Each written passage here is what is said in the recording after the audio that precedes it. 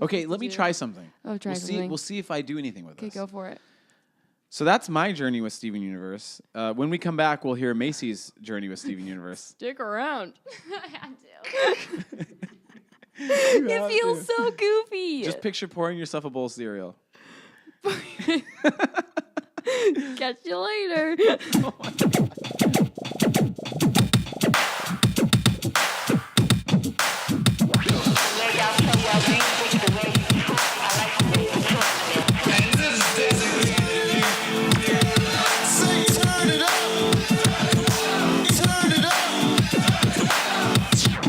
Hey everybody, welcome to No Small Thing. I'm Scott. And I'm Macy. And tonight we're going to be doing an episode on Steven Universe. You kind of wanted a drum roll for 21 Pilots. I know, I almost considered it, but I wasn't sure because people can't hear the drum roll. I could add a drum roll later. I feel like Drum this roll, merits a drum Steven roll. Universe. And this is episode 7 of our podcast. 7. Oh, 7, that's a good number. Yeah. Why are we excited about Steven Universe? Steven Universe is a kids cartoon, tween cartoon, for people who don't know what it is and why we are excited about it. A tween cartoon? I think that's what it's technically. It's like 8 to 12 range. Okay, tween. Middle grade? Maybe. Yeah, and I have things to say about that. Oh, okay. But we can save them. No, you can say it right now. Well, that's sort of the dualist mindset. That's what I'd want to say to anybody right off the bat thinking about Steven Universe is if we're considering this a kid show or a tween show. Oh, it's you're like, right. Is you're it Why an did adult I categorize show it as that or first? is it a kid show? Oh, it's a kid show, so I'll let my kids watch it or I'll watch it with my kids. And I would want to say everybody should watch it. It's a show. It's a show that everybody should watch. Wow, I really labeled it. It is because you were trying to help people understand. It is a cartoon. It is marketed to kids. Yeah, I think I want people. Okay, so what I was about to say though was like it is. Yeah, I guess it's on Cartoon Network and that's where you'd find it. But it is a show with like so much richness and depth and meaning and like real life like character building and like amazing art and amazing music and like such good storytelling and so many parts of it are so good. And snaps. Yeah, I get excited because it's content that like I would want my kids to be watching. You want your kids to be watching. Wow, I said and that. friends. I and said friends that and as- family. Adult friends and family. Yeah, adult friends. Is and that family. true though? Do you want your adult friends and family to watch the show? Oh yeah, I do. I tried to show it to my parents and they were like, they didn't like it, but that's fine. Anything, any show, any song, any artist, most of the time is going to take a little time to get used to. I think that's true. You have to give it 10 episodes. Yeah. Yeah, you have especially to. with Steven Universe. The first few are not Silly. drawn as well, and I think they're trying to draw in their young audience. And Yeah. you know, I have to imagine. I don't know the industry very well, but I'm sure there's some pressure in the first few episodes to gain an audience, to get ratings. Yeah, and they're explaining a really like complex world and like complex story that's like a bigger narrative, and they have to explain a lot of things before you can like dive deeper into the plot, I think. And there's a lot of interesting concepts that have to be explained, especially if it's trying to reach a younger audience too. It's so good. So I think what I hope for this episode is I have two audiences in mind. I have people that are already Steven Universe fans that would like to hear people talk about Steven Universe. I would like to hear anybody talk about Steven Universe. There are especially in a Steven podcast. Universe podcasts. Yeah. Well, yeah, exactly. That I've listened to, you've listened to. Yeah. But that's nice. It doesn't even matter if you're saying something novel or insightful. I just like the idea of doing my dishes and listening to people talk about Steven Universe Because Steven's in the my best. podcast. But then I also, obviously, we also have the idea of newbies. Yeah. You know, people that don't have any clue. Yeah, and I think it's one of those things where it's like, wow, if you hadn't showed me, I wouldn't have realized this amazing like world and amazing like things to discover with it. So like I of course want to share that with other people. And like I have. I mean, I've shared it with Cora and that's amazing. The girl you babysit for. Yeah, so Friends? Have any friends become Steven Universe fans? yes and no. I mean, like I've shown them a few episodes. None of them have like dove in deep. I think it just isn't the right time. I know they all, if they like started watching it would love it. They like love Adventure Time and yeah. There it is. Yeah. So like they all are like, yeah, I know, but it takes a bit of like commitment. You have to like get through get through is probably not the right word, but if you like Adventure if you Time, like it, you'll yeah. like Steven Universe. Yeah. No, of course. Oh, there's one friend of mine who her like best friend from home is a big Steven Universe fan. So whenever we like she's over, I come over and we talk about Steven Universe. So nice. There's that friend. It's nice just to have a conversation about Steven Universe. Yeah. There's lots to talk about. There's a lot to talk about. Should we just give a little description of how we first started watching Steven Universe? Yeah, because you started watching it with your kids, I'm assuming. Yeah. So I'll say it. Yeah. And then you say it. That sounds good. I'm an Adventure Time fan. And my son Jack and I were watching Adventure Time. Adventure Time is another cartoon show on Comedy Central. Cartoon Network. Cartoon Network. Yeah. They're the same thing. They're similar, actually. I mean, there's a lot of goofy cartoons on Comedy Central. Oh, really? All right. Yeah. Yeah. And I read. Okay, so I remember during when we would be watching Adventure Time, we would see ads for Steven Universe, and it looked so dumb. So let me just say that it didn't look very interesting. I would think to myself, here is the exact opposite of what we love about Adventure Time. I thought Adventure Time was so different than anything that Cartoon Network was doing, and was so unique and cool and creative, and it didn't follow a script or. No, it's like so a complex unique. story. Yeah. And so the commercials just made it look dumb. So I think for 1 or 2 years, just ignored it completely. Oh. Yeah, and then I read an article, and this is the way to get me. I read an article where somebody said this is the most progressive kids show ever created. And I was like, what? Well, let's what are you check it talking out. about? So even now, we're still early on in this episode. Yeah. If you're listening and you're thinking progressive kid Yeah, show, what do you mean by that? I want a conservative kid show. You got to get conservative. You got to be traditional values. You probably don't want Steven Universe. If the idea of a progressive kids show sounds interesting to you, but I don't keep even know listening. if that's that doesn't make sense. I mean, I think anyone could still enjoy Steven Universe. Anybody can enjoy it. I'm just saying it is progressive. That seems like it is fact. progressive in the sense of. I don't know. I don't think it should just be like labeled as that. And I don't know. Whatever. Read your quote. Read your quote about it. It got me. I was intrigued. That's the story. Yeah. I was intrigued. Okay, let's just pause. What does progressive necessarily mean? And what about it gets you? Good question. Thank you. Very good question. I think at the time when I read that, I didn't know what they meant by that. I was just intrigued, and I guess the way I was interpreting that was that this was going to be a show that said something, that had a message almost. Yeah. Why would you call a kids show progressive if it didn't say something? It didn't seem. Oh, and they also it's said not it like was a throwaway, right. And they also said it was created by Rebecca one of the Sugar. co-creators of Adventure Time. Yeah. Yeah. And we'll probably talk about Rebecca Sugar later. Okay, wait. Can I quickly I want to read the definition of progressive. Ooh, please. Happening or developing gradually or in stages. So really I don't think not that's the right way it's definition. used, like, no, politically. I know. I'm trying to think. There's multiple definitions. Favoring liberal ideas, social reform. I don't know. I don't like any of these definitions. Okay, if you wouldn't label Steven Universe as progressive in terms of the way it deals with gender identity and other things like that, how would you describe that? What label would you give it? Woke?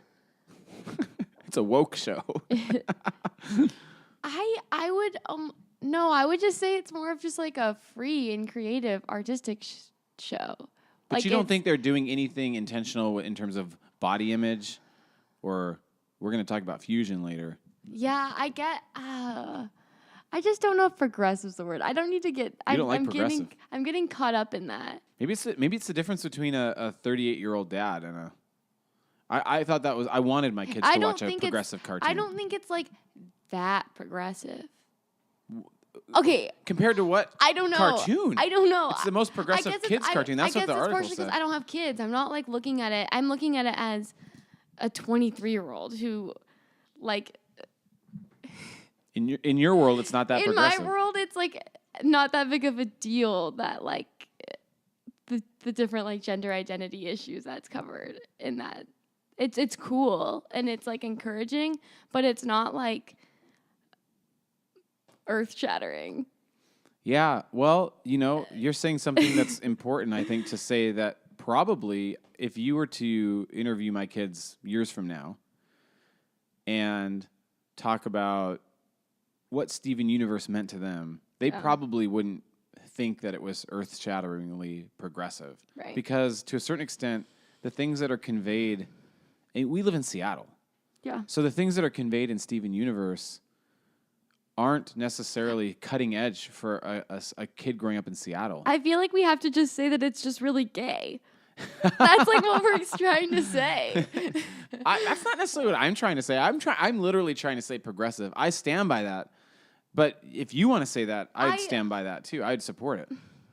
No, I guess maybe I'm just saying it has a really fun twist on the concept of gender. Mm-hmm. I think that's what we're trying. I mean, and I would call that progressive. But it's also progressive in other ways in terms of its on like capitalism and colonialism. Wow. Gosh. The story is that I was intrigued by the word. That's what got me to watch the show. That's the point. I know, you're right. I wasn't like looking for a progressive show. I was just intrigued. I don't know why we got so caught up on this You're word. triggered by that word. I don't know. I think that's an age difference thing, which is what I'm intrigued by. I'm intrigued by that. I just don't. Okay, I think a reason why I just don't. Maybe it's a kind of an old person's word. I feel like nowadays. I don't want anyone to like not watch it because they're like, oh, it's progressive, I shouldn't watch it. That was the only reason why I paused. Oh gosh, whatever anybody means by the word progressive, I was intrigued. That's all. That's the simple story. So I was intrigued enough to make my kids watch an episode or two, and I suggested that we watch it, and they did not want to watch it. Oh. And I was mildly impressed by the first few episodes, but the way I watch things, side note, I usually give it a season. Yeah. Unless it's total trash. I'll usually give it a season because I know it usually takes a creator time to build their world. So we gave Steven Universe a season, but we didn't even need to give it a season. I think by probably the 4th or 5th episode we were in. Yeah. So for the journey for me was watching it with my kids, and what happened with us is that we don't watch a lot of TV in our house. So it's like on set nights we could watch 2 episodes. Yeah. But then we went to Santa Barbara for vacation, and in the evenings we would binge 4 or 5 episodes. Yeah. That was really fun. And I think we got caught up to where they were at that point. Yeah. Which was, I think, at that point, nobody's going to know what this means, but it was basically the furthest it had gone at that point was the mindfulness episode. Oh. So that was 2 summers ago, and we got caught up to that episode. I watched that episode today. Yeah, it was so sweet. So all that to say, it was a very special season with my kids. It was right now, Mr. Rogers, Fred Rogers, is being talked a lot about in the media about sort of this healing balm of empathy in a culture that needs a model like that right now. Go see Will You Be My Neighbor? I have not seen it. I'm very bitter and jealous that Macy and Matthew have seen it. It's so good. Oh my gosh. So, everyone go see it. Steven Universe is a show that primarily Steven is the main character, and his superpower is lots of different things. He has a shield. He has a weapon. He can eventually fly. These superpowers sort of manifest themselves as the show goes. He doesn't have a weapon necessarily. He has a shield. Yeah. I think... Well, one of the fusions has a sword. Stevani has a sword. I know. I guess that's right. He has a bubble. Right. It's a bubble. He has some powers. I know. I thought I just think of his weapon like a shield is defensive. Okay, fine. He has some powers. This is great. We're dabbling in the banter episode. You're really challenging my words tonight. Well, no, I just like go for it. Challenge away. I just really always loved that Steven didn't have an aggressive weapon. That he always had a shield and a bubble that protected. It wasn't.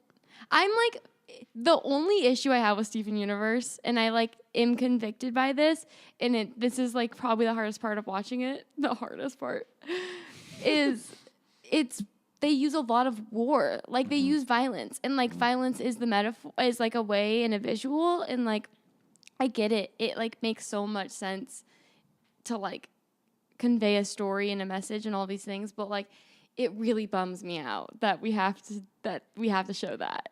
I don't know. War is a natural part of life. It's not something that's good. I don't condone or celebrate it, but it's well. I'm not even saying anything about that. I'm the main thing I wanted to say was Steven Universe's main superpower is his empathy. I know, but I was saying he had these other superpowers. I just wanted to point that out. But if you watch the show, the main superpower that comes out that seems to be inherited from his mom, don't get caught up in that right now, is empathy. For people who don't know what's going on in Steven Universe, there was like a weird plot twist that I'm still figuring out. Mm-hmm. That involves Steven's mom. That is just has me not sure about. I have to rethink every episode, honestly. Just to be sure about your whole life.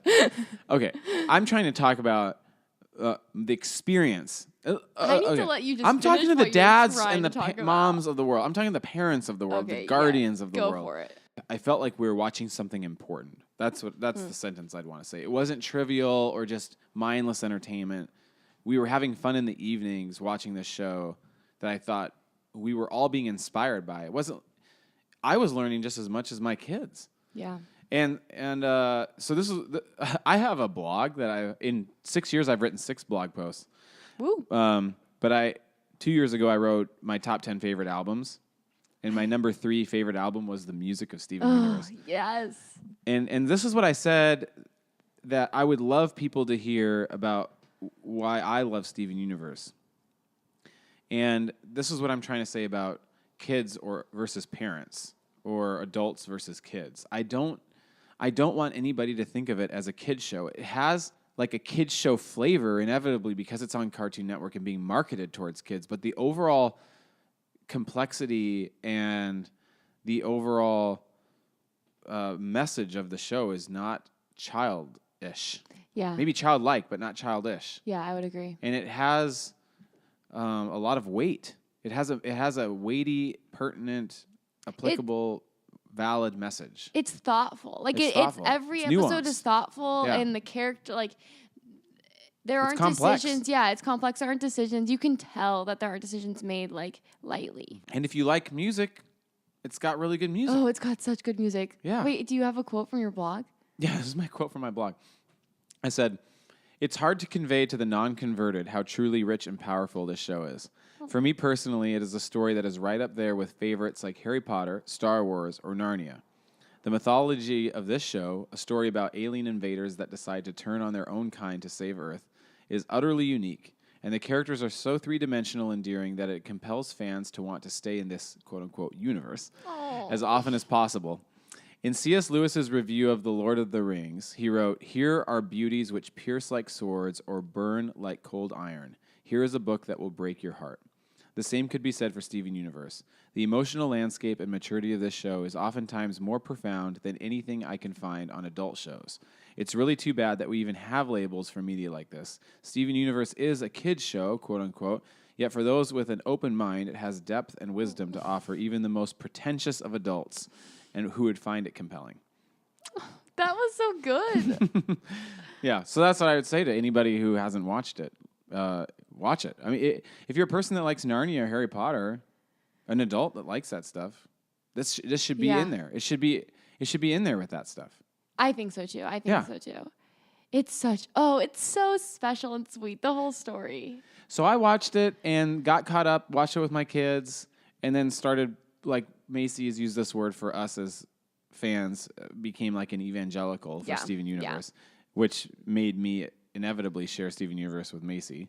Yeah, because so I think you knew I would love it. I want you to explain your journey, and I'm not going to interrupt you as much.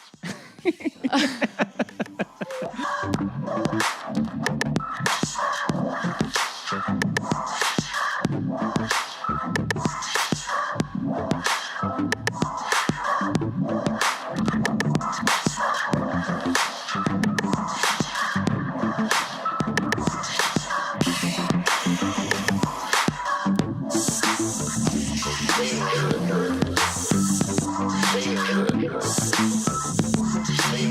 don't remember when you first told me to watch Steven. It was sometime when we kind of first became friends. I do remember listening to the Steven Universe music in your car with you guys on the way to Side by Side and not understanding it because I don't know. The songs are really easy. On our way to a summer camp where we were volunteering, Macy was in the car with my family, sitting in the back seat with my kids, and we listened to the Steven what did Universe Jack soundtrack. call me? Side seat Macy. Like corner Macy or something. Macy, yeah. Macy was sitting in the corner, and my son came up with an endearing title for Macy of Corner Macy. Yeah. It was so sweet. So we listened to it, and my kids were singing along, and I think Macy, in her fandom way, was wanting to be part of this world. I think I could tell. I was like, oh, these are sweet. And there's a few good songs, and there's some songs that are just so good. They're my favorite songs. But I could tell it was good. And so then you were I was like, I think I do want to get into it. And then I think you guys had me, you and Jack and Avery, and we had were other people there to watch Steven Universe? I know you showed me Fusion episodes. I'm pretty sure you were at a leaders meeting at my house, and I used part of the opening to actually towards the end. I brought you down, and we watched The Answer. Yeah. Yeah. I watched The Answer today. Oh, great! And you had no reference point for how special. I had no that was. reference point. Scott shows me. Great. Yeah, cool. Scott shows me this one episode that's explains this very. It gives the backstory of a character, and it was really good, but I was pretty confused.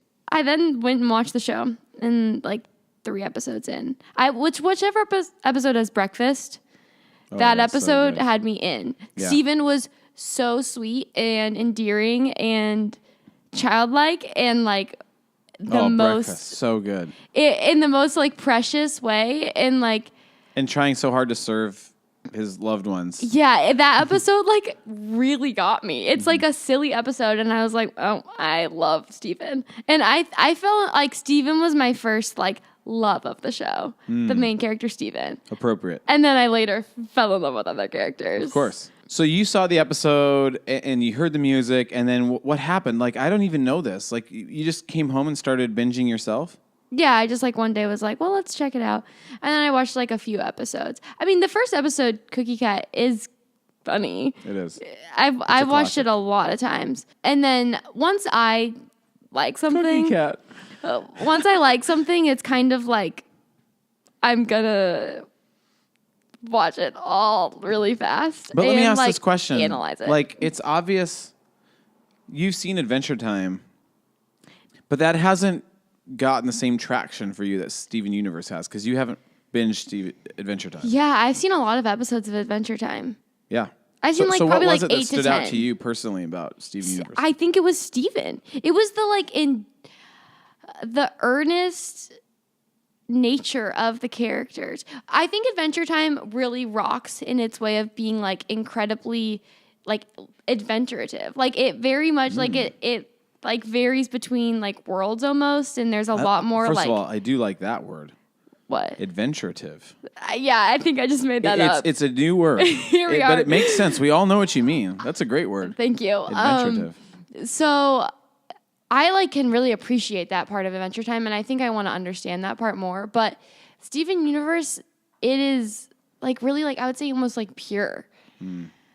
Adventure Time is based on Dungeons and Dragons. I know, it's so cool. So, but that's what makes it so random. It's random. Yeah. Steven Universe isn't as random as Adventure Time. Yeah, Adventure Time is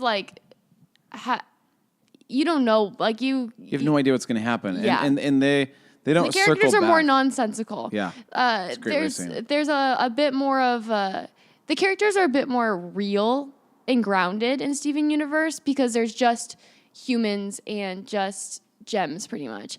As in Adventure Time, there's a bunch of different creatures. Really One thing that Pendleton Ward, he's the creator of Adventure Time. Rebecca Sugar was a contributor, especially with the music. But one of the things he said that made Adventure Time really unique compared to old cartoons, like think Bugs Bunny or something like that. That if something happens in Adventure Time where somebody loses an arm or an important thing happens, it's going to carry on. That's going to be in the next episode. They're not going to reset every time. Yeah. And I think that, at least from what I understand, was a fairly novel concept for a kids show. Yeah. And Steven Universe is the exact same. It's linear. You don't go back in time and reset. Right. Yeah. They're following a story arc. Yeah. I mean, I think of like other shows like Avatar that does that as well. Avatar does that. Yeah, absolutely. So I don't know which came first, but yeah. at least no, when I know. I've heard Pendleton I know Ward there's talk, like a genre. Is there a genre of like these kinds of kid shows? Because then there's like those ones that are, I guess like Bugs Bunny, where it's just like you and I don't share slapsticky. Avatar yet. I would love to do an Avatar episode. I know. Someday. I'm like halfway through it's it. so good. We're not halfway through it. I don't think you even think you're through season 1. Yeah. I like. Okay, Yeah. I enjoy it. I'm not like it has a lot of passionate war about in it. It does, and I think that's where my issue is. It is about war. In terms of war in shows, Yeah. I don't think any of these shows are advocating for war. They are engaging with the reality of life. I know. They're like commentary on war. Yeah. I can see that, but I also just hate the idea of. No, none of these shows are celebrating war. I know. I don't think they are either. But there is a sense of we can become immune to violence if we keep seeing it. That's a and good the point. sensory overload of it. That's a valid point. I think that's my fear. And the thing is, like, if we see combat, especially if this is a children's show, we want to mimic that. And I think kids do respond to the imagery probably more than we as adults do. So I don't know. Yeah, that's you're in your sweet spot right there. You said some good things. Thank you. I think that's good. Like teenagers, I mean, that's like the big issue right now with a lot of teenagers is this idea that they are so desensitized to violence. I think this is a good thing to talk about briefly. Is to say Macy is very sensitive to violence, and I will say I showed you a clip one time that I love from Game of Thrones where there was a lot of violence. Yeah, and your reaction was so intense. And it made me so sad. I was so sad to show you that clip. There's very certain violence that really gets me. Yeah. But like and stay that way. Like I don't want anybody being desensitized to violence. To a certain extent, I've probably been desensitized. And let's all try to say a little bit more sensitized to violence. We should not become comfortable with that. I don't know. Let me recap. That's my journey with Steven Universe. And essentially Macy's journey with Steven Universe. Do we want to sort of, for anybody new to Steven Universe, give a mild introduction to what it is? Yeah, I think we should. I think that would be kind of us. Yeah, so I think that would be really cool for you to do, and I'll fill in the gaps. Of what Steven is? What is Steven Universe? So Steven Universe. Steven Universe is the main character of the show, and he is this boy who grows up you meet him in Beach City. Mm-hmm. And he lives with these they're gems, which in this world of Steven Universe, there's humans and there's gems. And gems are kind of like aliens they have these like core gem centers, and then their bodies are light. They're aliens and they're superpowers, and they have they're really cool and complex. But he lives with 3 of them. Garnet, Pearl, and Amethyst. And is it fair to say that they're women? Yes, they are female. They're women. Yeah. Okay. So he lives with 3 women. All gems are, they're like sexless, but they use she, her pronouns. Right. So there's Garnet, Amethyst, Pearl, women gems that he lives with. But then he has a dad. How old is he? Steven's, I think, 12 when the show starts. I'm literally asking that. He's 12. Okay. He's 12. He's 12, and now at the show, he's 14, I believe. Okay. So he lives with them, and then his dad lives in his van. His dad runs a car wash. His dad is the typical like what you would describe as being like probably white trash. But I've never thought about that. No. Like a washed. Oh, you're right. A washed out hippie. Wow. You would describe as a washed out hippie. Matthew, the producer, that coming was in good. hot. That was a lot better of a descriptor. Washed out hippie. But white trash. But he is Greg. Once the second you get to meet him, you realize Greg is all he human. is the best. He is all human. Not a gem. Oh yeah, so Steven, so Steven, the main character, he is half human, half gem. So he has like a gem belly button, which is just classic Steven. He's a little goofy kid, and he has a gem belly button, and that is he has an organic body. So he's not a life form, and yet he like has the powers kind of in the beginning of a gem. He's still learning. So he's 12. So he's like coming of age and is also coming into his gem powers basically. And it seems like gems are gems, but also it has software implications, computer implications. Yeah, it's I a don't know what very to say about that. technical world in which they live in. I mean, it's on some sense these gems are aliens and they're more advanced in terms of their technologies and the way that they produce. I mean, the gem world, so there's Earth and then like obviously like the universe, and then there's Homeworld, which is kind of like the gem world's centering point.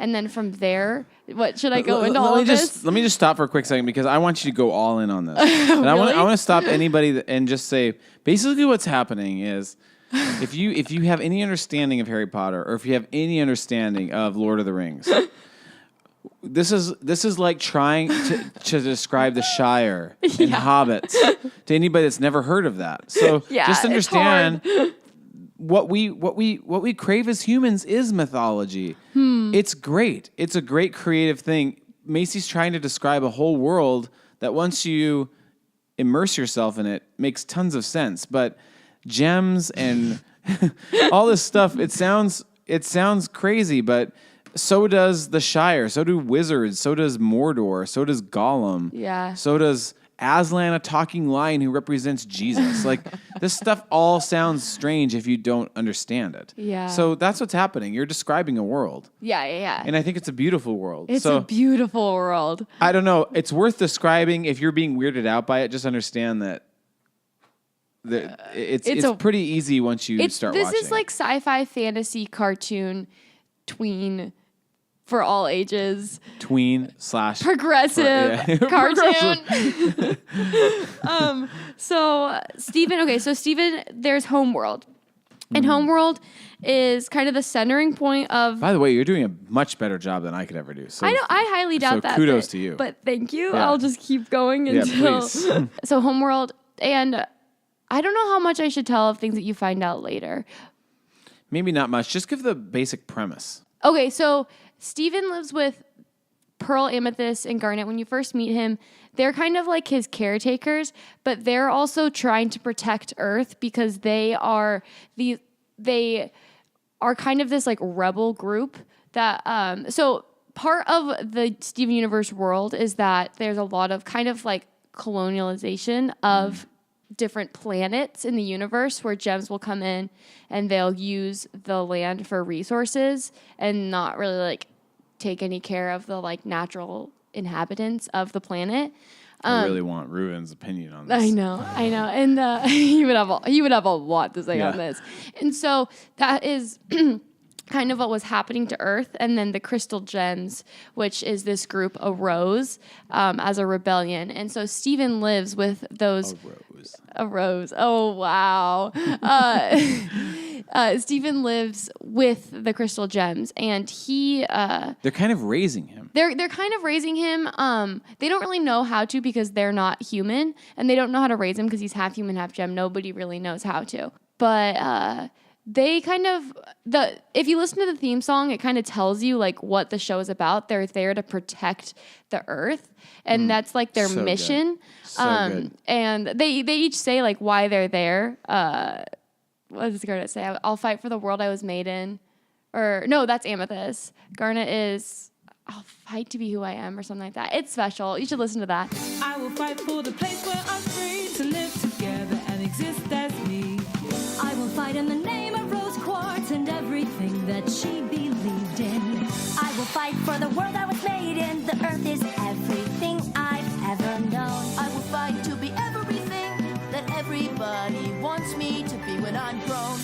together against us. This won't be easy, but we're not going to do it alone. The music's great.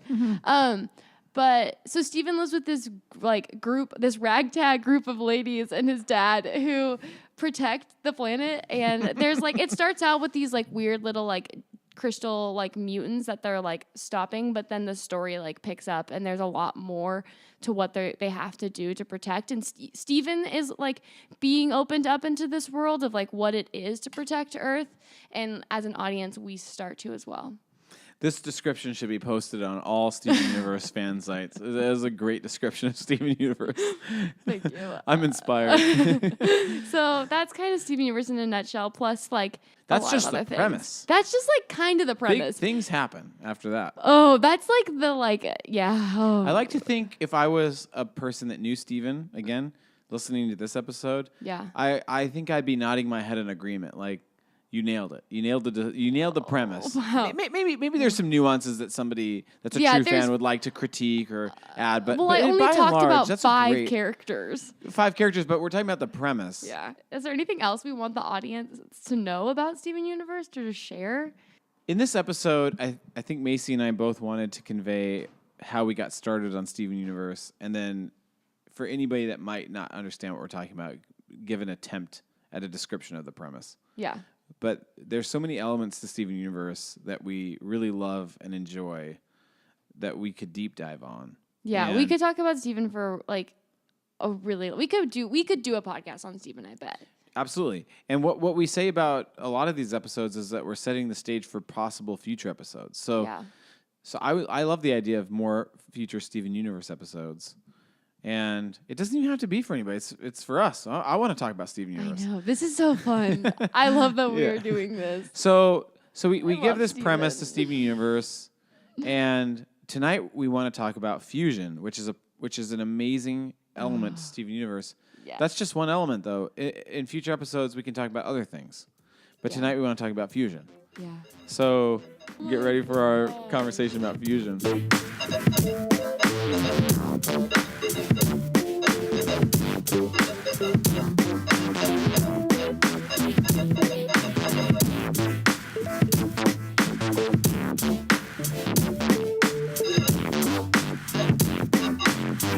One of the many elements. This is a mythology.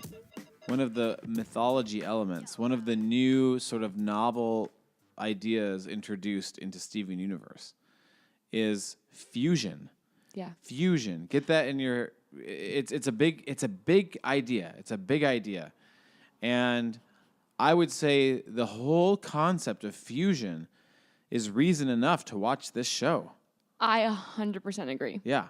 And that's what we're 100%. going to attempt a quick deep dive into the idea and concept of fusion. I had a quote and I can't find it. Take your time. Okay. I am mad because I had a good quote. Okay, so fusion is a very complicated thing, and I'll say this: I tried to describe fusion, knowing that we were doing this episode, to a friend of mine today, and it did not go well. Yeah, it's one It's of complicated. It's one of those things that it is inherently mysterious, and so I think defining it is hard. But I want to remind people of the mythology that we're comfortable with. So, how do you define Lord Voldemort and the Elder Wand to somebody that doesn't know Harry Potter? The Elder Wand, The elder one. what is it? What's the final book? The Deathly Deathly Hallows. Hallows. How am I going Oh. to describe the Deathly Hallows to someone? The Cloak of Invisibility? I think What is okay, that? okay, but I genuinely think fusion is. I think the cream of the crop of all. That's the point. It's the mythologies. cream of the crop, but we're saying to somebody that doesn't know what we're talking about, if I just start trying to describe the Elder Wand to somebody, they think I'm crazy. So just have a Yeah. little patience for Yeah. something and appreciate and Have maybe, a little patience. Maybe trust. Maybe trust that what we're describing is really cool Really cool. once you get into it. Okay. Okay. So fusion is fusion gems, which is okay. Fusion gems are the product or 2 or more gems Fusions are formed when the participants are emotionally harmonious with each other. This state can be spontaneous, but it is usually achieved deliberately through a synchronized dance. Gold. Love it. I'm already in. So this is when visually, I'll just say, this is when like two gem characters, they fuse together and become an entirely new gem that has a new light being that has the same core gems within them, which are like the little stones. But I have one more description. I just want people to visually be able to understand. Yeah, that's good. I love trying to hear what you just said as somebody that doesn't know what you're talking about. Yeah, it's so good. Okay, keep going. Okay, so this is where I was like, I read this today and was mind blown. When gems fuse, their bodies and minds become one. This creates an entirely different entity, as opposed to two minds sharing a single body. Fusion will cause the creation of a new gem. However, this does not necessarily mean that this gem does not already exist. Fusion of... Wow. That's mind-blowing. This is... Every part of this is mind-blowing. A fusion of multiple types of gem is referred to as a gem type other than those of the components. Existing non-fusion... Okay, wait. The rest is more complex. Should I keep reading it? Read it and see what happens. Okay, existing non-fusion type gems will look different to that of a fused gem. For instance... No, don't read the rest. I can already tell. Yeah, we got the gist. Oh, this is from Steven Universe Wiki. Ooh, Steven Universe Wiki.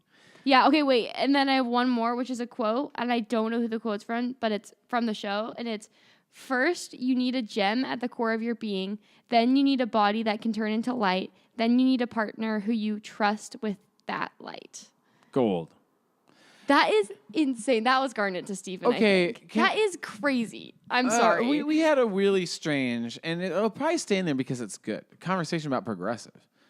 But we'll call it liberal. I don't know what you call it. Call it human. Let's just call it.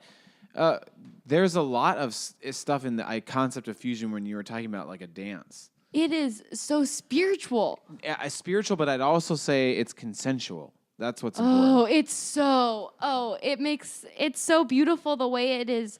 You can't fuse with somebody that doesn't want to fuse. Well, there are unhealthy fusions. There's unhealthy fusions. But those unhealthy fusions there's a clear imbalance of power. Mm-hmm. And it usually ends in the fusion breaking. Mm-hmm.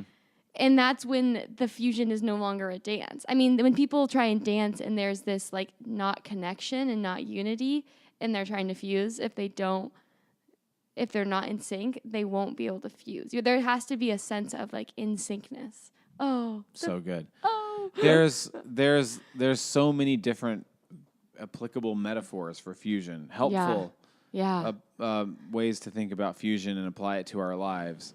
And again, we've said it before, Macy and I work with high schoolers in the context of youth ministry in the church. And we just did a whole dating, relationship, sex series. Yeah. And we talked a lot about consensual relationships and the right and the ability that teens have and adults have, anybody has, to say what they want and don't want in a relationship physically.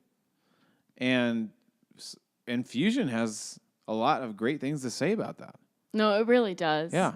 I would say, just to piggyback off what you're saying in terms of what fusion is. Yeah.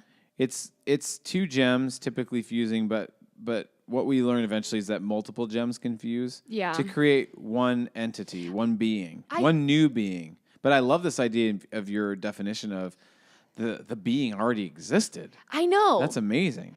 I think this is where it's like fusion can be looked at in so many different areas. It can be applied in so many ways because you have fusions between just two people, and then you have fusions between multiple gems, and you have fusions of like. What's the one that's like the giant old woman caterpillar? What's her name? There's a fusion of like 7 people, or 7 gems, which is very complex. Yeah. But there's also like, so Steven fuses with a human, and that brings up a whole nother like set of questions and like I said, it's a mythology, so appreciate that there's a lot of new things to wrap your mind around with that. I would like to explain the first fusion. Yes. Because the first time I saw fusion, I had no understanding how far they would go with this, and it seemed like a one-off. It seemed like a silly. Yeah. No. I It's didn't casually understand brought how. up. Ha! Take that! Wow, Amethyst, I'm impressed. Now it's your move, Pearl. Steven, are the water balloons really necessary? Yeah, this way the moves really matter. But it's checkers. Every single move matters. It sounds like someone's being a sore loser. I'm not a sore loser because I just won the game. What? Here it comes. Wow! It feels good to lose. I certainly hope that's not the attitude you have during battle. You're no fun anymore. This is why we never form Opal. We don't form Opal because you're difficult and a mess.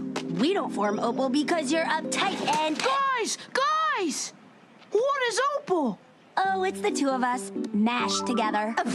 Is water just hydrogen and oxygen mashed together? Analogy wasted. Look here, Steven. When we synchronize our forms, we can combine into a powerful fusion gem named Opal. Except I don't dance like that.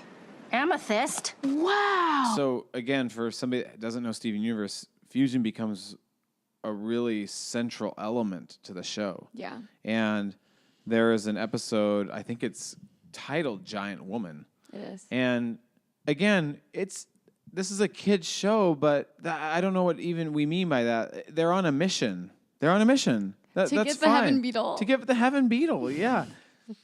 So Steven enters this realm with Pearl and Amethyst, and they hint that if they combine their powers, they'll form what is called a giant woman. Yeah.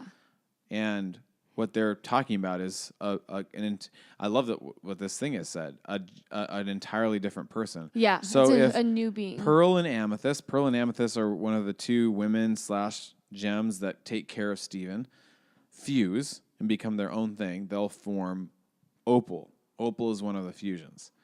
And Steven sings one of the best songs called Giant Woman. It was one of the hints that like this is going to be a great show with great music. Yeah. And so look that up, Giant Woman. Would we be able to play it? Giant Woman. Maybe I'll add it in there. Yeah, Giant Woman. It's a sweet song. It's a sweet song. All I wanna do is see you turn into a giant woman, a giant woman. All I wanna be is someone who gets to see a giant woman. All I wanna do is help you turn into a giant woman, a giant woman. All I wanna be is someone who gets to see a giant woman. Oh, I know it'll be great, and I just can't wait to see the person you are together. If you give it a chance, you could do a huge dance because you are a giant woman. You might even like being together, and if you don't, it won't be forever. But if it were me, I'd really wanna be a giant woman, a giant woman. All I wanna do is see you turn into a giant woman. Eventually, by the end of that episode, Pearl and Amethyst finally fuse, but it already hints at some of the important dynamics of fusion.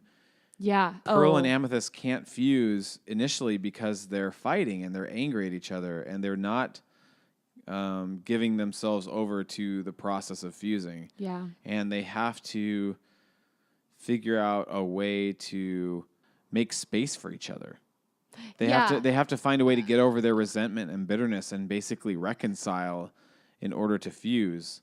Which They almost have to accept the other two. I mean, they're Yeah. like bickering and like they can't see the good in the other. Mm-hmm. They have to like allow the other to be themselves almost. huge. So once Yeah. they're able to do that, they're able to fuse, and when that happens, they create something that is so distinctly the two of them, but also so uniquely It's unique. so cool how it is. I was thinking about this so much today. So the imagery, we should like post photos or something. We'll post photos of like all the fusions because they aren't like literally exactly carbon copy of what you would say if you like were to morph two things together.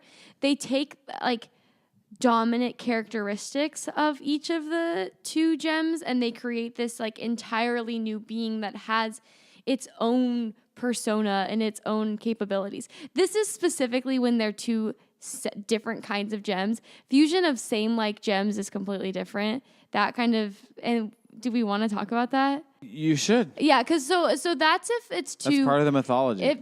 So that's if there's two different kind gems, and so, if it's two like rubies per se, which are gems, which rubies are typically like soldier gems, and there's a lot of them. Oh, Steven Universe World is also somewhat of a caste system based on the type of gem you are. You actually have really leveled up on this stuff. You know more than me, I think. I mean, So when you good. think about it, it's like they're designed to be a certain kind of gem that has a role, and they have to play Yeah, it. but And I didn't really think about this. There's very little room and space for. Multiple rubies fusing just create bigger rubies. Oh yeah, that's what I'm trying to say. Yeah, so they just fuse and they become just one giant ruby, and there is, I think, a little less sense of self in those fusions. So okay, one other thing is. In fusion, and we get a lot of this information of what fusion is like is because characters will somewhat describe it. Specifically, Garnet describes it a lot, I feel like. I watched like 5 episodes today, so I'm like, oh. You're pumped. Yeah, Garnet is like fusion's #1 advocate. Yes. Garnet will always be down for fusion.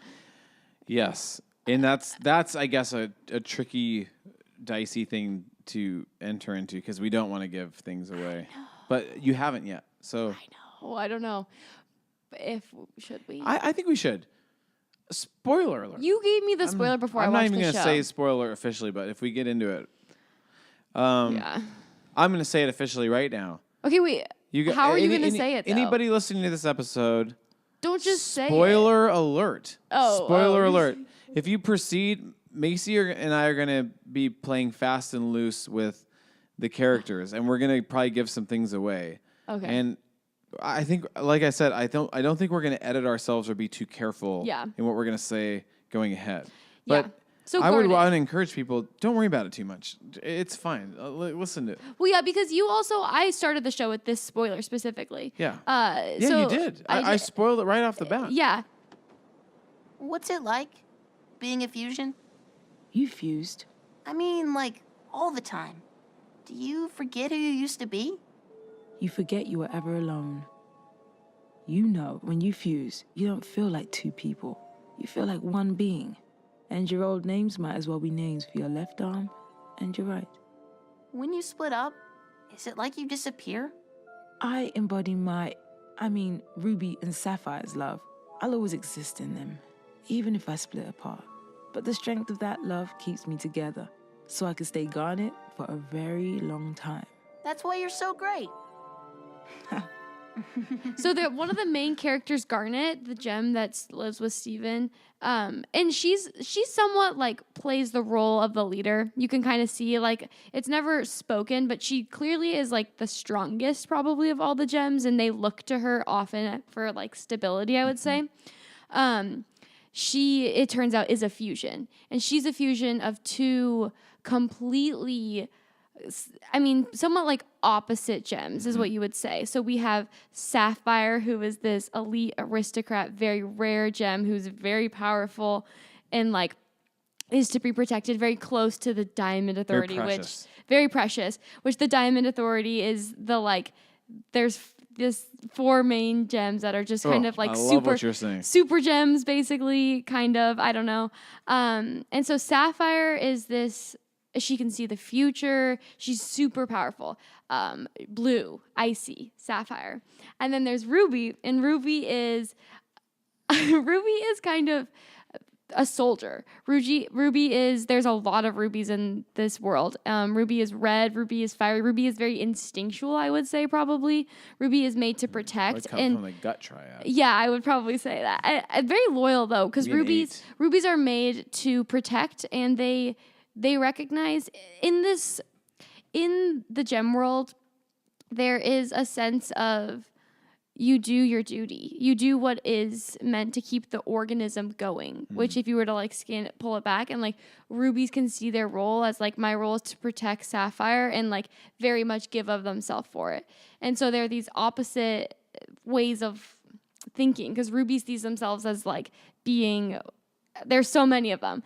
Anyways, there's many rubies. There's many rubies. There's many, rubies are super common. There's sapphires, there are pearls, there are amethyst. There's quartzes, multiple, and then there's specific pearls. There's specific rubies. Yeah, and as you dive deeper, you start to realize the more rare gems are, and that certain gems contain more powers or have. I love to really think this could sound just completely ludicrous. Yeah, no, Anybody has no idea what we're talking about. I'm sure this probably does. That makes it so beautiful though, because this took a lot of imagination. Oh, this took so much imagination and so much collaboration. Yeah, you can't hate on something that took so much creativity. Oh gosh, and everybody, the visuals, the colors, it's insane. Colors. The colors.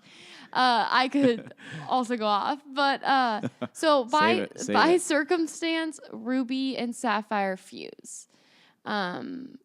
Ruby acts out of the ordinary. Would you characterize their fusion as romantic?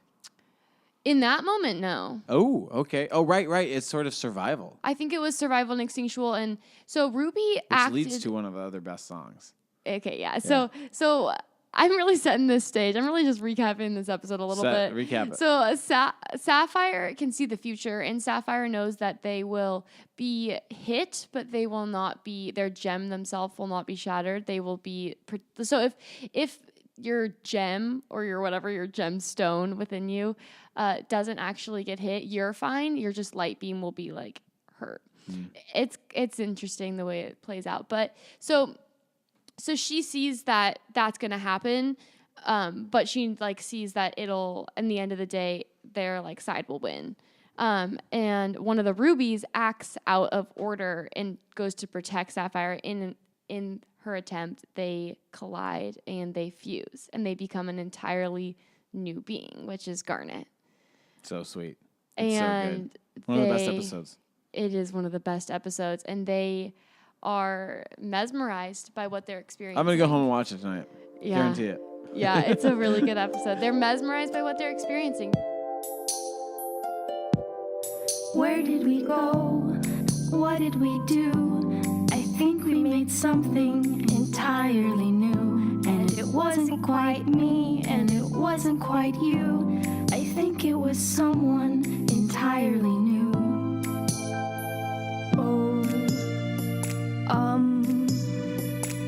Well, I just can't stop thinking. So, did you say I was different? And you hadn't before? Of course not. When would I have ever? I'm so sorry. No, don't be. And now you're here forever. What about you? What about me? Well, you're here too. We're here together.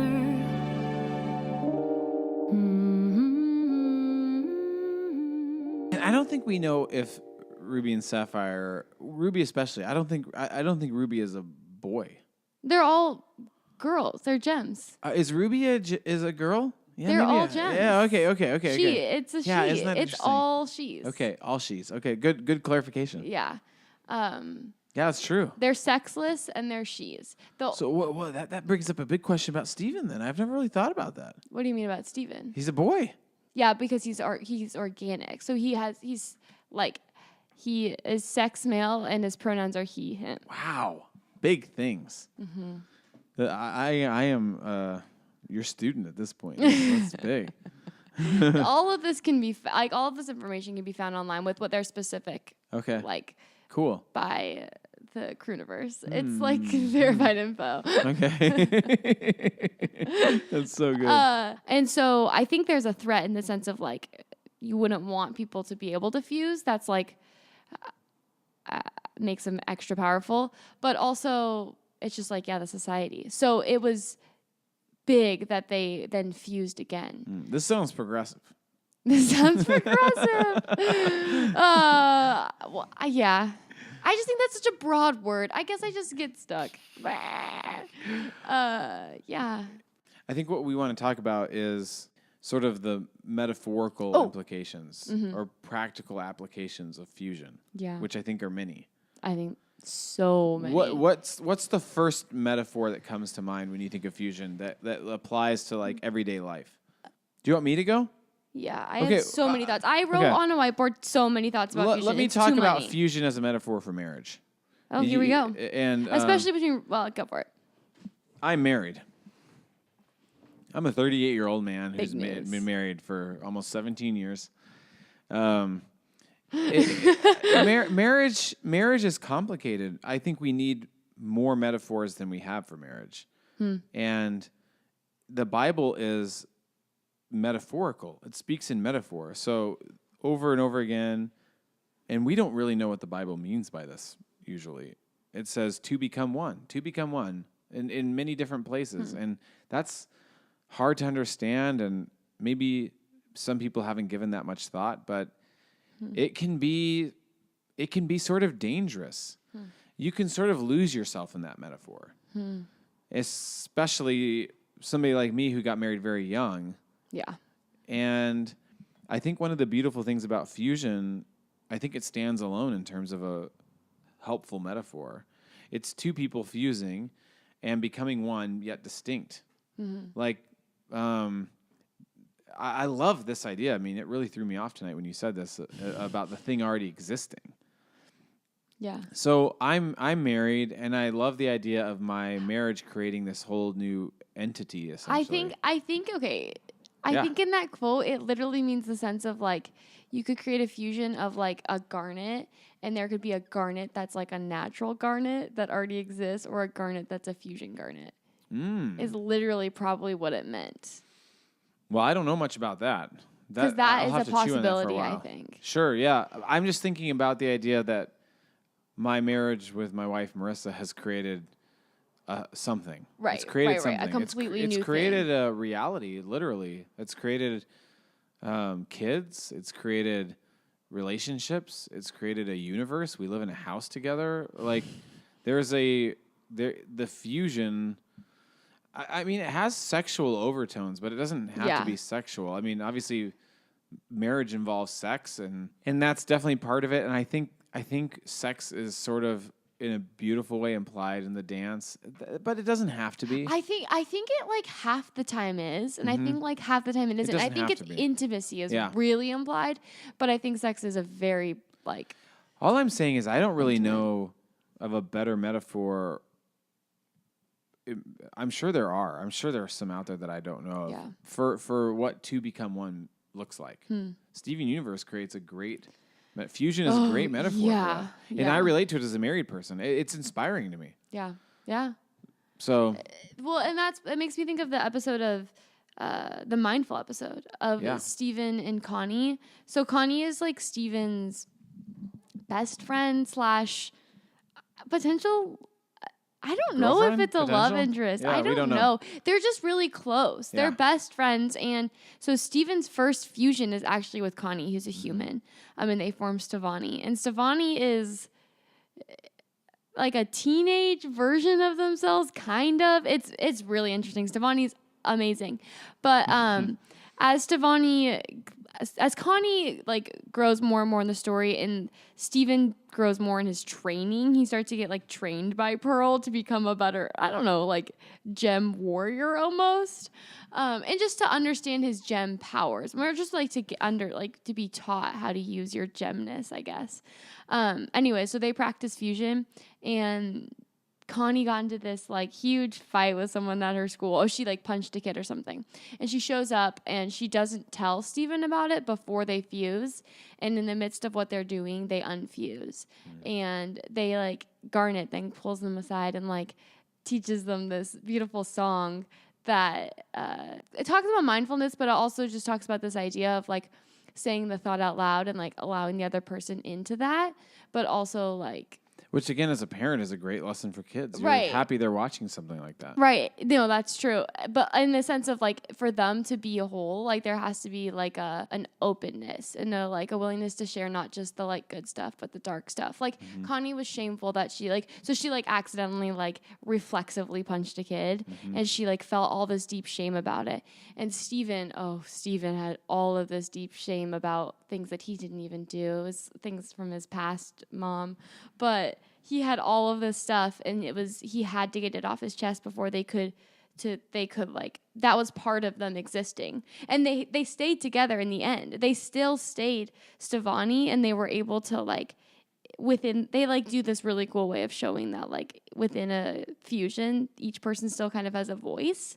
And that's the thing, is you don't lose your voice in it. Right. You still Good get point. to talk, but you also create one voice. Fusion is so much. Ah. So I talked about marriage. I think we also, I do want to say, we've been trained as theologians, whatever that means. Yeah. So to me, there are certain elements to fusion that It's undeniably. that say something about what I think to be the Trinity. You know, Oh, there it is. yeah, that painting really, I was like, oh, it's So I've talked fusion, about it's the marriage. Do you dance. want to talk about the Trinity element? I guess on some level, there's so many.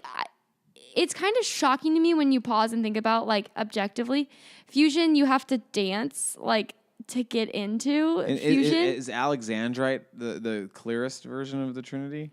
Well, I would say, okay, so this is where this is my thought that I was thinking today. It's less of an idea of this is a good metaphor for the Trinity, as more of this is a good understanding of a Trinitarian relationship. And so, whoa. Good. so a Trinitarian relationship implies this idea of unity and diversity. And this implies, like, in the symbiotic relationship of the Trinity, it's not just this idea of like, oh, it's 3 in 1, it's the movement, it's the dance and all of these things. And it's dynamic. It's full of like ups and downs. And like, that's what I believe, like the Trinity, truly, that's probably not the right way of saying it. But like, when I think of the Trinity, I think more of in terms of its like Trinitarian implications. And I think fusion has those same like Trinitarian ways of thinking. It's this idea of the And gems. I don't even think the creators are thinking that way. I feel like they might be. Really? I think there's some level. I don't know. I mean, also, knows? I mean, I was really just like thinking so much about this idea of like this, to fuse, you have to be emotionally present, you have to be physically present, you have to be mentally present. Like So present. this idea of, yeah, you have to be like present in like, it's just this really like, when fusion is, gems are in a healthy fusion, it's this beautiful way of being community. Fusion is so beautiful. It really is. It's an amazing concept. Yeah. Yeah. One of the theological terms we often use is perichoresis. Yeah. And that's the dance. And they literally do a dance in Steven Universe. And I don't even think they had that word or Trinitarian theology in mind. But yeah, I guess capturing it. in my head I'm like, oh, they obviously did. Yeah. But I think that's just because I'm trained to think that way. I don't want to write them off like they don't know anything about Christian theology, but I've never heard them in interviews talk about that very much. Macy is Yeah. looking at her whiteboard, which she's written down a lot of thoughts about fusion. I know. I wrote like too many thoughts. I would love to talk about our favorite and least favorite fusions. Oh, yeah. Can we talk about the fusions? Yeah. Least favorite fusions? Yeah. Oh, Yeah. interesting. Well, Malachite is not a favorite fusion. Oh, right? I guess that's true. Yeah. Yeah. But I'm not a fan of sardonyx. Sardonyx annoys me. It's sardonyx, garnet, and pearl. Yeah. I love sardonyx. I do not like sardonyx. Is a 3. Oh gosh, probably. So Did you say 3-wing I feel like the court? finale of the episode should be a lighthearted conversation about our favorite and least favorite fusions. I agree. Okay. I think they should be more lighthearted. We've done some intense deep dives into theology and metaphor.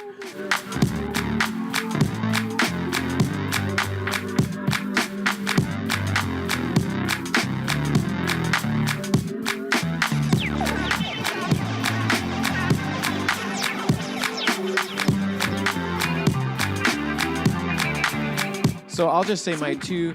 I like Malachite is obviously pretty detestable because we'll just say it. This is it's a very abusive relationship. It's a controlling abusive yeah, relationship. It's a dark, abusive, bad relationship. There's a bad power dynamic. There's a sense of there's no individuation. So boo. Malachite is a bad and dark fusion. Yeah. Sardonyx just annoys me. There's no real beef with it aside from Sardonyx just as an annoying character. Sardonyx is Garnet and Pearl, and so Pearl is like kind of like type A perfectionist.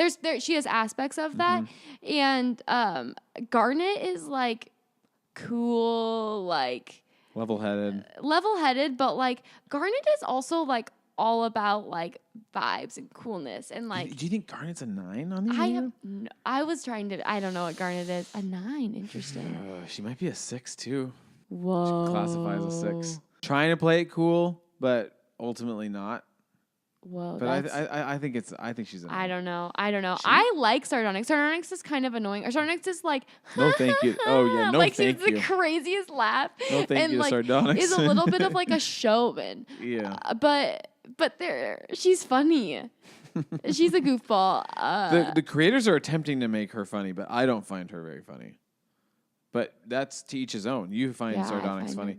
Do you? Okay, let me put it this way. Do you have? If you were to put them in order, who would be right above Malachite? Who is a least favorite fusion? Oh, don't make me do that. You don't have to.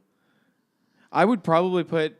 In terms of least favorite, Alexandrite would be right above. I would say Alexandrite. Yeah. For sure. Alexandrite, we don't see much besides in like battle. Alexandrite is the 3 Garnet, Amethyst, and Pearl combined. Yeah. Okay, wait. Are we going to say favorite fusions? I didn't prepare for this, so I don't know if it'll be my essentially favorite, but I could say what mine tonight's favorite is. All right, tonight's. We won't hold you accountable. Yeah, exactly. I don't want to be held accountable. Oh, wait. I don't know yet. Can you go first so I can think? Oh, I haven't even really planned for this, but I'm looking at the list in front of me because I wrote it down, and I'm thinking Malachite's my least favorite, then Sardonyx. I'm going up the list, so I'm not going best to worst. I'm going worst to best, basically. So I would say Malachite, and then Sardonyx, and then Alexandrite, and then I would say Sugilite. I'm not really a huge fan. That's Garnet and Amethyst. They're strong. Big, strong, and they're breaking down that big you tower. You like that little man? Yeah, That's their one. And let's just say this for fun is the person that does the voice for Sugilite is Nicki Minaj. Really? Isn't that interesting? I didn't know that. Yeah.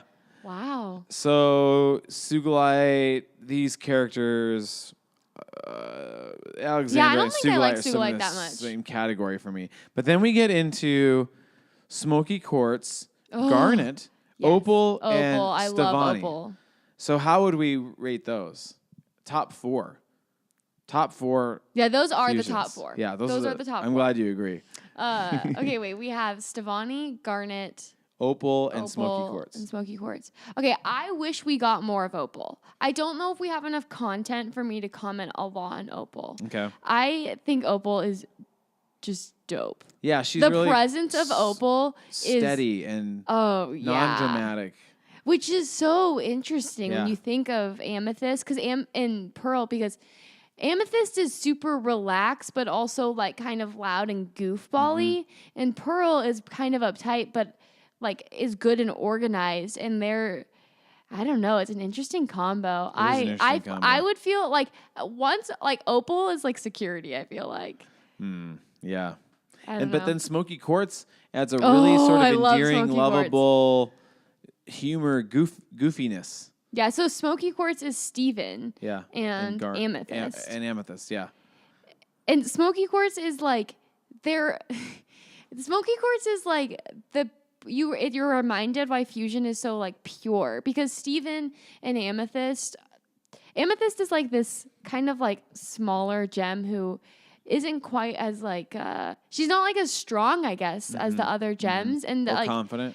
Yeah, probably rooted. confident, and like in terms of like she was formed on Earth and like was probably baked wrong or whatever the way it's used.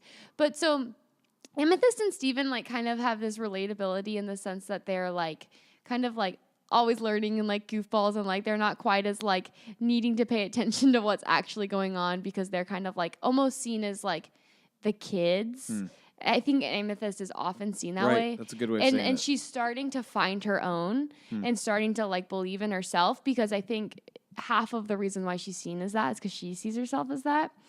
But anyways, so when they fuse, it's this monumental moment of them two realizing that like they like have it within themselves to like be strong. And then we didn't even know that. Like we obviously haven't didn't. seen Steven and Pearl fuse or Steven and Garnet. Yeah, so Steven's only fused with a human up Yeah. until this point. And so Steven fusing with another gem was a new thing. Yeah. And they fused in like I a wonder big if that will moment. be a future episode. Like what if I Steven want fuses Steven and with Pearl. all four? I want Steven. I But want all four fuse, you know. Oh, that's the thing to Who everybody knows? out there. Once the concept of fusion is presented, then every character you want to fuse. You want Yeah. to see the fusion, what they're gonna do, and Wow, that there's is wild. so much fan art, so much just Whoa, speculation. I didn't even know this. Really? Yeah, fan art. Oh of like my possible goodness! fusions. Oh yes, Never seen so it. many. Oh, Yeah. it's so much. Oh, that's crazy. Cora and I have like colored in, Oh my gosh. drawn Oh all my of gosh. these. Yeah. Oh yeah, for sure. Oh, a Peridot and Lapis fusion. Yeah. Stop it. Stop it. I will Oh, cry. I haven't even seen. Could you imagine? What We would haven't they seen be Peridot like? fuse with anybody. No, because Peridot's nervous. Fusion is. Oh right, she Fusion almost tried to requires fuse a a lot Garnet. Fusion requires a lot of intimacy. Ooh. And Peridot Wow. is really protective and nervous. Wow. Yeah. Wow. Well, we haven't even talked about Peridot tonight, who's one of my favorite characters. Peridot is one of the best characters. She'd Peridot be is in the running for my potentially favorite. I was Yeah. about to say that. Peridot and Pearl. and Yeah. Steven. Wow. Okay. So between, No wonder Rose. I think I know my top four. Do you want to try a stab at a top four fusion? Yeah. It's Oh, between yeah. Smoky Quartz, Yeah. Opal, Garnet, Yeah, and yeah, yeah. Stevonnie. I know my order. Do you want to go in order from top to bottom, or No, like, bottom to top. okay, bottom top here. So 4 Yeah. will be in my I'm gonna Yeah. say Garnet. Okay. What are you saying? Why don't you do your 4 and then I'll do my 4? Am I like explaining? No, I said Garnet. yeah, and then keep going. Oh, I get it. I thought you meant like my 4, like my 4th choice. That is your 4th choice. Yes, Okay. Garnet. Yeah. I think. I wish we knew Opal better. Okay, Opal's 4, Garnet Okay. is 3. Okay. Then Smoky Quartz, then Stevonnie. Wow. Big things. It has to be. Matthew is. I think it- is that stretch or cheer? Oh, it's a stretch. man. No cheer. Stevonnie is in my mind like a clear winner. Okay, I'm pretty confident in mine. Okay. I would say. Are we gonna debate them? No, I don't feel any need to debate. I don't think so. I appreciate what these are. Yeah. So you said Garnet, Opal, Smoky Quartz, Stevonnie. I think I changed it to say Opal, Garnet, Smoky Quartz, Stevonnie. Oh, Opal's bottom. I think, yeah. Mine would be number 4, Smoky Quartz. What? Number 3, Opal. Number 2, Garnet. Number 1, Stevonnie. Stevonnie. So we both agree Stevonnie is Yeah. number 1. Stevonnie But if Stevonnie didn't exist, Garnet would be number 1. Garnet have is weird- the original. I can get fusion. annoyed by Garnet. Yeah, I okay. know. That is the most I Great get scared point. saying and that. This again, all these could be their own episodes. Garnet isn't my favorite character or necessarily manifested fusion, but the story behind Garnet, Ruby and Sapphire together. Yes, make me very I would happy. agree. I would agree. The concept of Garnet and what Garnet stands for, I do love. Mm-hmm. But yeah, no, Garnet the character is, I think, yeah, she's very. I would choose Smoky. I would choose Opal over Smoky Quartz just because, even though I love Smoky Quartz, there is a slight sardonyx overtone in just the silliness of it. And part of the charm of the show is silliness. Yeah. But there's something really special about Opal. Yeah, there is. Yeah, there really is. Opal like is just like Maybe it's because it was the first fusion we saw. maybe, and her voice is so. She's got a really Deep. peaceful. I like honestly Confident like voice. it's just she says very little. Yeah. It's just interesting. Yeah, I that time. What's the episode name when Jasper's coming? The Return? The Return, I think, when everything's going terribly and Steven returns and they're on the shore fighting. Oh, yeah. And Opal's there. Yeah. And even you sense that something big and important is happening and that Opal may be able to handle it. And then when Opal can't handle it, you're confused. Yeah, that's another thing is when fusions can't handle something, it's like, oh gosh, Whoa, a fusion. yeah. Because fusions are real powerful. Which is a whole different episode because Alexandrite gets completely dominated by what's-her-face? Avery's character. Aquamarine. Aquamarine just totally destroys Alexandrite. Yeah, Aquamarine is clearly powerful. Yeah. And Aquamarine knows it. Yeah. Crap. Oh. Yeah. She is. Aquamarine is that's a tough word for me. First Aquamarine. Aquamarine. She's a fascinating character. And that's the thing. That's okay. She's another got point. 3, I think, on the Enneagram. Oh, yes. Another thing. Maybe. I think an 8 potentially. Oh, yeah. I honestly think an 8. But every character on this show is thoughtful, including the town characters, the townies. 3-dimensional. Yeah, 3. Oh, you said that in your blog post. That was a great word Did I say for that? it. You said that, yeah. Nice. It's no character will be brought up just once. It's and it hasn't even wrapped yet. I think what you're even hinting at is even these characters may be brought in ways that we don't even understand yet. I thought I knew the characters, you guys, and I don't know the characters. Recent I thought I knew them. Have happened. And it's interesting and frustrating, but I do think that's a good metaphor, I guess, for people, because when you think you know people, you find out maybe there's more to know. Do you want to give one final pitch for Steven Universe? Oh, I'm giving a pitch. This is wrapping it up. Steven. I don't know. Why is it important? Why do we watch it? Why do you watch it? And why should people watch it? It's enjoyable. First of all, it might help you to think in new ways, and it's done in an artistic, beautiful, creative ways that help you to understand, or at least like help you to challenge things in your real life. I think it's relatable more than you would realize. And if you have kids or you're around kids, I think it's wholesome. That's a word we've been using. I genuinely think it's wholesome. I think the creative team behind it is doing really good, thoughtful work. Like, a central theme of this is empathy. Like, Steven, the main character, acts out of empathy, and he's this like kid who's trying to figure out what it's like to like become this powerful. He comes into a lot of power, and it's this obvious. It's a coming of age thing, but he's this like. He kind of goes against stereotypes of what it is to be a boy. He's like soft and like hugs and is sweet and still innocent and like really like I think sets a good example of I think he's a good example character, honestly. Like, I'm encouraged by who he is, and like his character encourages me to see the world in different ways. And I think his character encourages the gems. I think so too. And I think also the character development is so incredibly good that it helps you to see how complex people are in your own world. Like Pearl, for example, this character, I like kind of was like, oh yeah, Pearl's fine, Pearl's whatever. Side note, Pearl is the character you are in your Instagram post. Yes, yeah, that's who I am. So Pearl, I like kind of liked, but wasn't like, oh, I love Pearl. And then like, I don't know when it happened, but all of a sudden, once you like realize Pearl's backstory and you get to know Pearl, there's nothing but mad love, mad respect, mad care. You're so empathetic towards Pearl. You're nothing but rooting for her. Like, this show is good. Just go watch it. That's all I can say. I get passionate. We love Steven. I would say in closing, I remember reading a novel years and years ago. It was called The Unnamed. Check it out. It's a really good book, The Unnamed. It has a crazy premise, but I will just say it's about a husband / father that has a very strange condition, and he continues to drift apart from his family. And one of the really touching scenes of that book is he settles down long enough to binge watch Buffy the Vampire Slayer with his daughter. And it's such a sweet, touching, riveting moment in the book.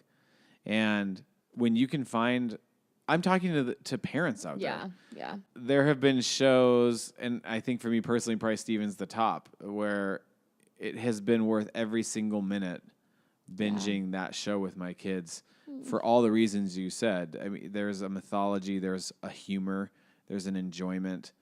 But I think ultimately there's a depth that I value experiencing with my kids. And the really interesting thing to say about that as a parent is, I think going back to that word progressive, we're as a family, in my experience, being challenged together in real time. We're learning together in real time. It's not something that I've experienced that I'm now passing down to my kids. There's so many shows that for the first one that comes to my mind is Winnie the Pooh. It's like, that's a show that I watched when I was little, or a movie, and now I'm going to pass it on to my kids.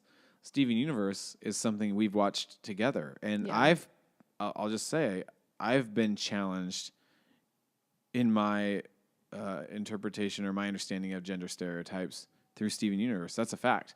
I don't know what my kids will say eventually. Maybe that was something that was never needing to be challenged. And for that, I am honestly envious. You know, they're growing up in a different era. So maybe that wasn't as profound to them. Maybe they'll ultimately say it was the mythology and the humor and the, superpowers and the fusion and stuff that was most appealing to them. But being able to watch this with my kids and grow together has been huge. Yeah. So I guess we're saying it's not a kid's show. Anybody should watch it. 20-something, 30-something, 40-something, 50-something, 100-something. Can I have one more thing to say? Please. I also think, so like going off that, it made me think of this idea of like, it also models this. So Steven grows up with 3 unconventional parent like figures and a random dad, like a random dad. A random dad. His dad is like a really interesting, complex character who it is so clear that they are all doing their best to take care of this rogue kid. To take care of Steven, they're all juggling a lot. And they're also trying to still figure out who they are.